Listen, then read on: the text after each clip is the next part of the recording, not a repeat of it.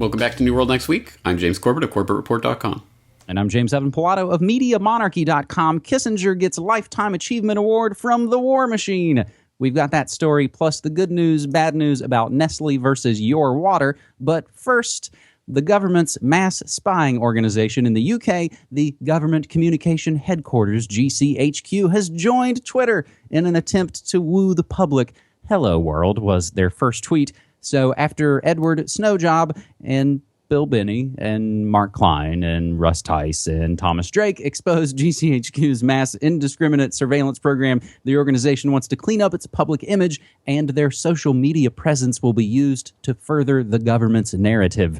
The government uses the threat of terrorism to erode the rights of its citizens. Apparently, it needs to hoard all our personal information to keep Britain safe. GCHQ has the ability to turn on our microphones and cameras on our computers, listen to our phone calls, and track our locations while collecting all sorts of data about what we do online, as we've been reporting for years. So, James, essentially, this is another kind of ham-fisted PR attempt from the powers that shouldn't be, and we'll remind folks, actually, when the NYPD tried this a couple of years ago, to predictably bad results. Is there more kind of learning opportunity in here, James, other than just kind of laughing at how foolish they seem?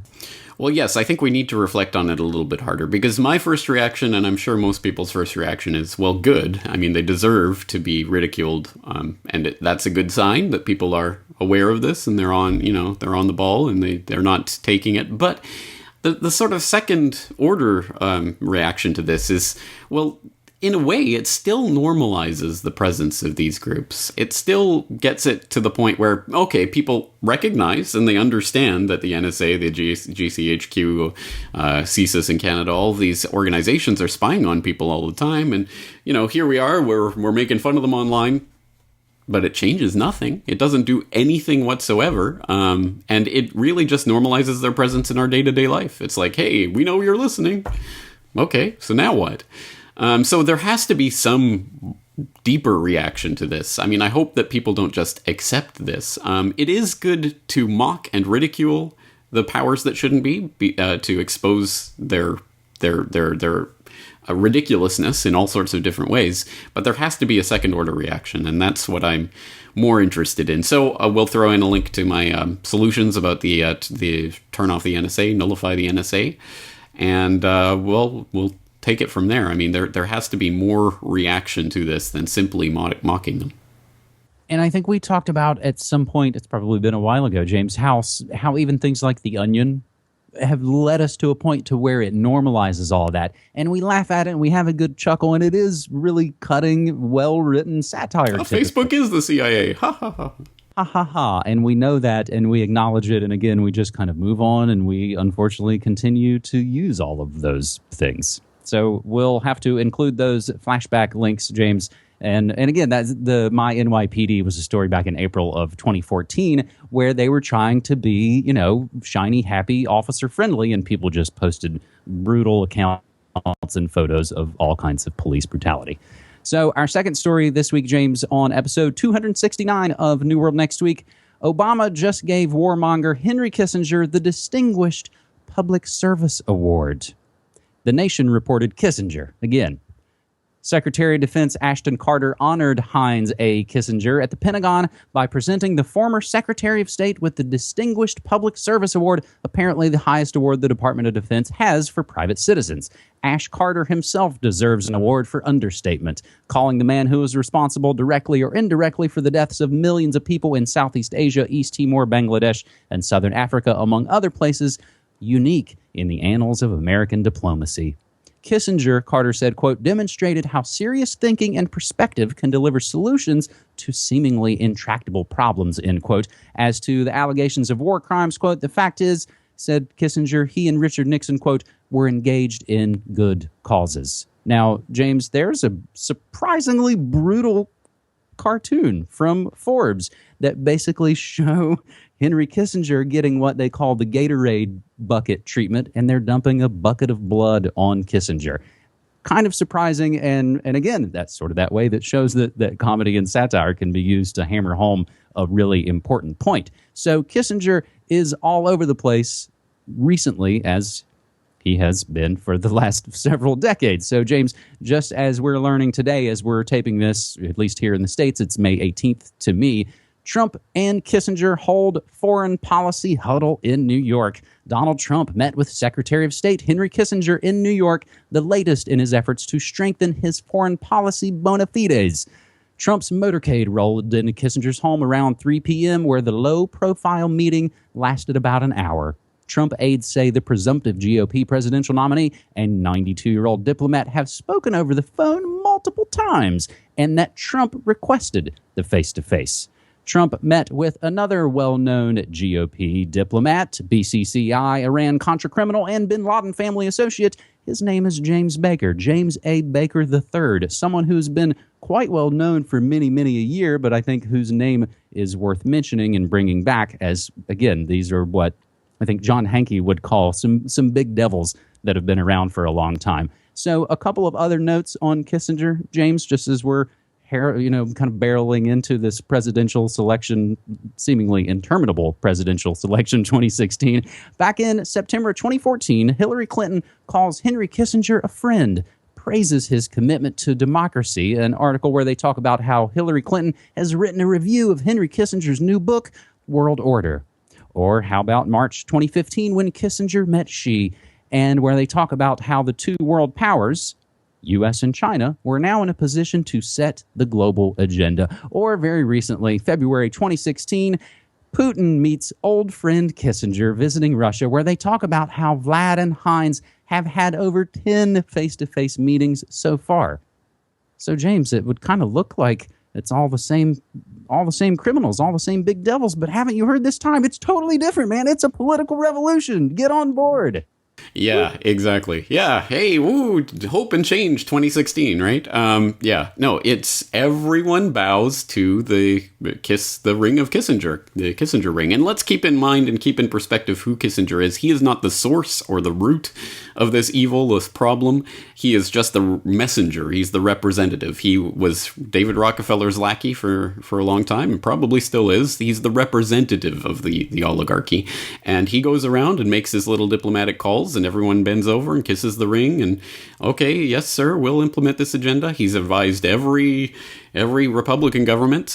He was as quietly advising Bush behind the scenes before it was revealed several years after the fact. Oh, yeah, he's been advising them on the Iraq War the whole time. He's meeting with, he's Clinton's old friend, he's Putin's old friend, he's Xi's old friend, he's meeting with Trump.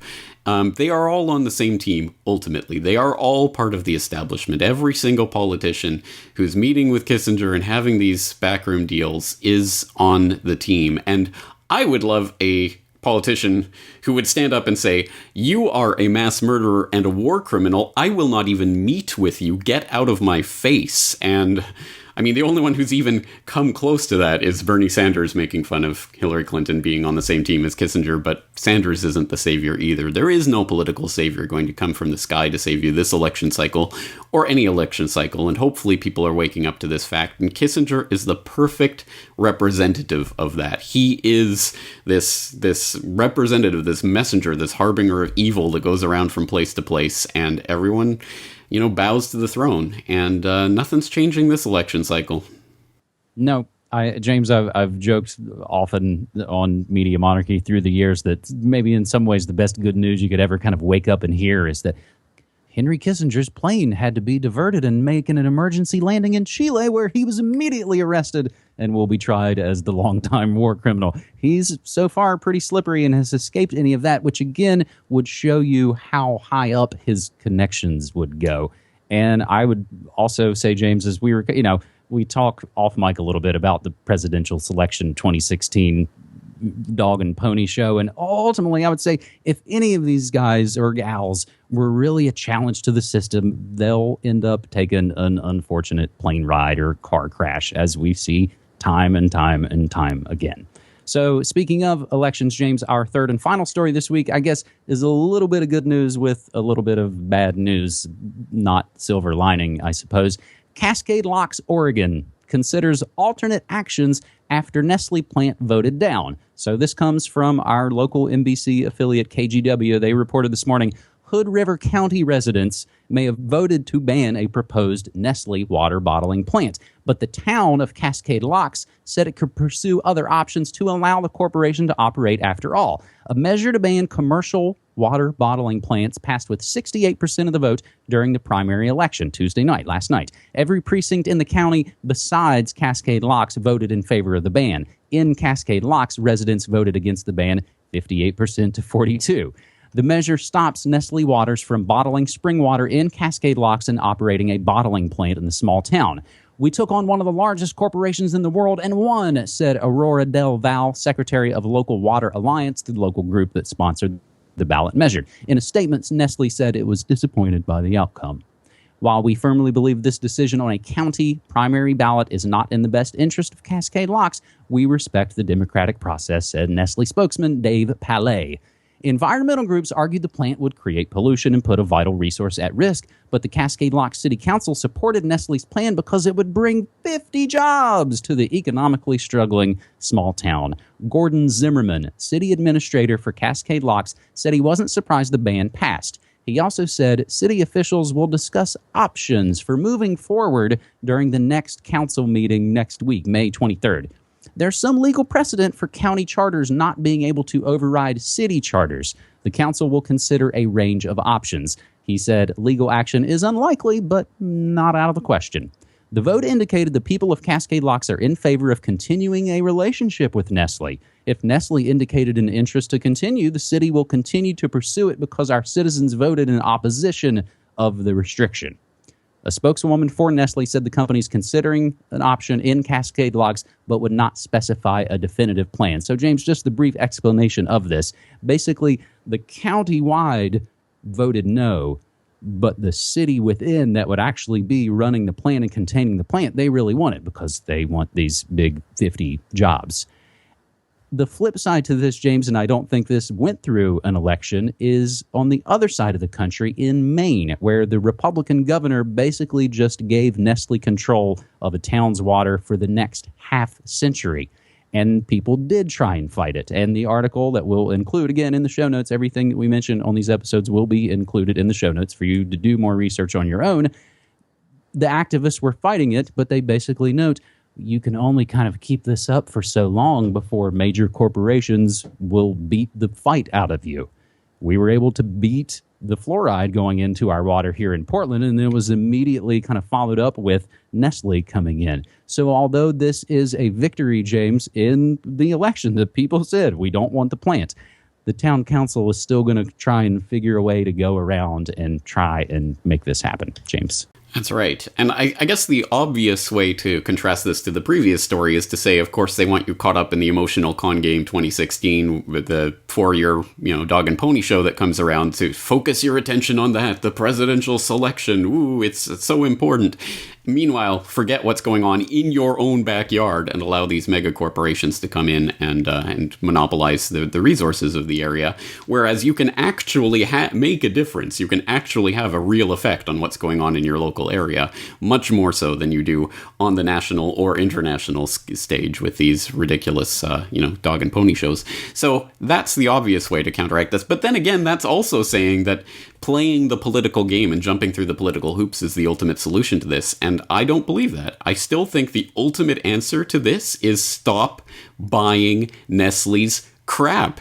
Every time you buy any Nestle product or any Nestle affiliated product, you are voting with your dollars for, yes, please, more of this. We want the corporatocracy. We want to support Nestle. That is where they get their money, their energy, their ability to do this. And so that's where it ultimately comes down to. It's about the personal responsibility that we have to start taking. If you want more on Nestle and the things that they're doing across the United States, not just in Oregon, not just in Maine, everywhere. I have an interview from August of last year with Claire Burnish talking about her article on Nestle pays only $524 to extract 27 million gallons of California drinking water, contributing, of course, to the California drought crisis that was going on. So people can refresh themselves with that. Claire Burnish has been continuing to do good work on Nestle and the story there, so people can follow her reporting on that. But again, it comes down to, what are you going to pay for? What are you going to buy with your dollars? What are you going to do about this problem? And that's the real votes that count, the votes with your dollar. And honestly, now there's no excuse to not know what those products are. All of that information is publicly available. There are apps specifically meant to show you who owns what and what you may or may not want to put in your body. And I think we covered that on a previous New World Next Week, if I remember. We'll put in a flashback to one of those apps that you can use, Boycott. I believe so. And I think there are even more recent ones, as the years have gone by and apps, of course, have become that much more prevalent. That again, there's really no excuse for you to go, oh, I didn't know that Arrowhead was Nestle. That's just another brand, another water, another different label. But it all kind of goes back up to the same chain. Gosh, that's funny. That kind of seems like the overarching theme of some of the things we've talked about on this episode, James. Some of the other stories we are watching with hashtag New World Next Week are far too many to cover, James. I was looking at the tweets.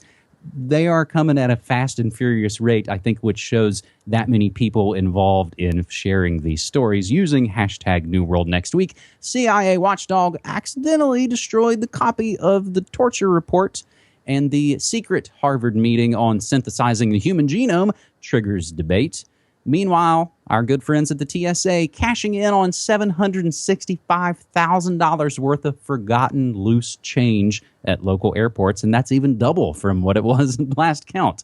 Meanwhile, central banks selling off U.S. debt at a pace not seen since 1978, and as we approach 9/11 plus 15, EMS workers have to prove they provided 9/11 help. And just yesterday, the Senate has passed the bill exposing Saudi Arabia to 9/11 legal claims. This is the controversy surrounding suing the Saudis for 9/11. And again, it's tied in with the 28 pages, and there's a lot of smoke and mirrors, but there are a lot of opportunities, James, as you and I talked about a couple of weeks ago, for some 9/11 truth. I do a morning show every weekday morning via MediaMonarchy.com/listen. I think it's been a great way to kind of go through the news each and every day and hopefully just kind of disseminate this information out, James. Well, that's the plan, and I'm glad to see that the hashtag is being used so much. Please keep the stories flooding in. It's a help to us and to everyone who's following that hashtag, so we'll continue to do that. And, of course, you can always send your story ideas in through the email contact on MediaMonarchy.com or CorbettReport.com. And we'll leave it there for this week. Looking forward to next week. Thank you again for 3 stories, James. All right, man. Thank you. Take care.